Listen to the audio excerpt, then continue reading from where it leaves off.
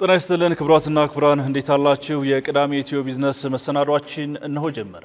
ኢትዮ ቢዝነስ በልዩ ልዩ የቢዝነስ መረጃዎቻችን ስለ ስራና ኢንቨስትመንት ከዜና ባሻገር በትንታኔ የምንመለከታቸው ምጣኔ ሀብታዊ ጉዳዮች እንዲሁም ስለ ኢትዮጵያ ሰነደ መዋዕለ ንዋይ ገበያ ትኩረቱን ያደርጋል።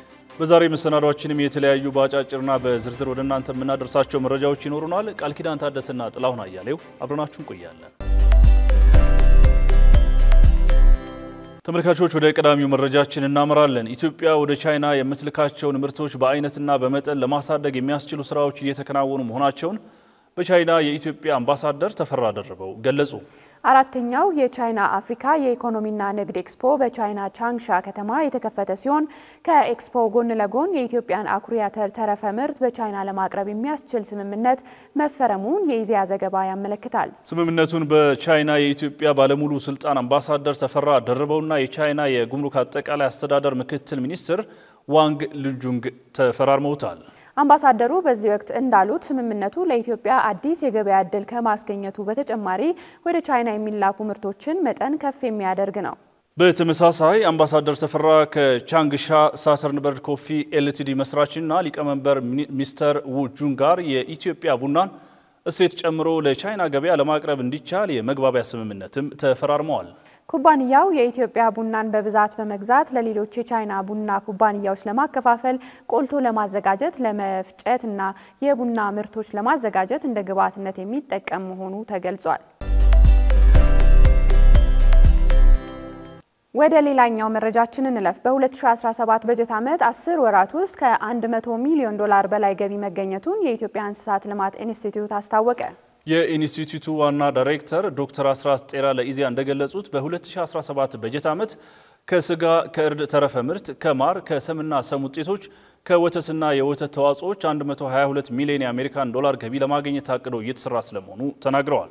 በበጀት ዓመቱ 10 ወራት ውስጥ 100.23 ሚሊዮን የአሜሪካን ዶላር ገቢ መገኘቱን ገልጸው ገቢው ከባለፈው ዓመት ተመሳሳይ ወቅት ጋር ሲነጻጸር የ28 በመቶ ብልጫ አለው ብለዋል። እንደ ዶክተር አስራት ገለጻ 98 በመቶ የሚሆነው ገቢ የተገኘው ከበግ ከፍየል ከዳልጋ ከብቶችና ግመል ስጋ ቀሪው ደግሞ ከማር ከግመል ወተትና ከዶሮ ምርቶች ስለመሆኑ አመላክተዋል። ከዘርፉ የሚገኘውን ገቢ ለማሳደግ የተዘረጉ አሰራሮች ከማክሮ ኢኮኖሚ ማሻሻያው ጋር ተዳምሮ በመስኩ የሚገኘው የውጭ ምንዛሬ ግኝት እንዲጨምር ማስቻሉንም ጠቅሰዋል። የተባበሩት አረብ ኤሚሬቶች፣ ሳውዲ አረቢያ፣ ኳታር የኢትዮጵያን የእንስሳት ምርቶች በስፋት የሚገዙ ሀገራት ስለመሆናቸው በዘገባው ተመላክቷል። ሜድሮክ 7 ግዙፍ የሻይ ማቀነባበሪያ ፋብሪካ ሊገነባ ነው።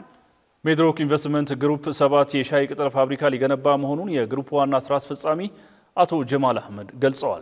አቶ ጀማል አህመድ 40,000 አምራቾችን ማፍራት የሚችል 7 የሻይ ቅጠል ፋብሪካ ሊገነባ መሆኑን ጠቁመዋል።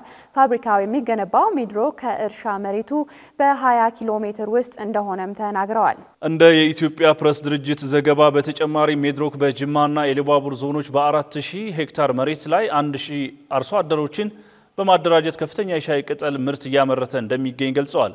ከሚመረተው ምርትም 20 በመቶ የሚሆነው ለውጭ ገበያ የሚቀርብ ስለመሆኑም ተናግረዋል። ቀጥለናል ተመልካቾቻችን። ቻይና የአፍሪካ ሀገራት ምርቶች ወደ ሀገሯ ከታሪፍ ነፃ እንዲገቡ ልታደርግ ነው። ቻይና የዲፕሎማሲያዊ ግንኙነት ካላት ከ53 የአፍሪካ ሀገራት በመታስገባቸው ምርቶች ላይ የተጣሉ ታሪፎችን ለማንሳት ዝግጁ ስለመሆኗን አስታውቃለች። ቻይና ይህንን ውሳኔ ያስታወቀችው የአፍሪካ ሀገራት ወደ አሜሪካ በሚልኳቸው ምርቶች ላይ የታሪፍ ጭማሪ ሊያጋጥማቸው ይችላል በተባለበት ወቅት በተካሄደው የቻይና አፍሪካ ስብሰባ ላይ ነው። ላለፉት 15 ዓመታት ቻይና የአፍሪካ ሀገራት ከፍተኛዋ የንግድ አጋር ስትሆን በአውሮፓውያኑ 2023 አፍሪካ ወደ ቻይና 170 ቢሊዮን ዶላር የሚያወጡ ምርቶችንም ልካለች። ይህ የቻይና ውሳኔ የተገለጸው በአህጉሪቱና በቻይና ሚኒስትሮች መካከል የተካሄደው ጉባኤ ባወጣው የጋራ መግለጫ ላይ ነው። የአሁኑ የቻይና ውሳኔ በአፍሪካ ውስጥ ዋነኛ የንግድ አጋሯ የሆኑትን ደቡብ አፍሪካና ናይጄሪያን የሚጨምር ይሆናል። ይህ ወደ ቻይና የሚገቡ የአፍሪካ ሀገራት ምርቶችን ከታሪፍ ነፃ የሚያደርገው እርምጃ መቼ እንደሚጀምር የተባለ ነገር ግን የለም። በአሁኑ ጊዜ ቻይና ከፍተኛ መጠን ያላቸው ጥሬ ዕቃዎችን ከአፍሪካ ታስገባለች። በተለይ ደግሞ ከዲሞክራቲክ ሪፐብሊክ ኮንጎና ከጊኒ የምታስገባቸው ተጠቃሾች ናቸው። ተመልካቾች ዘገባው የቢቢሲ ነው።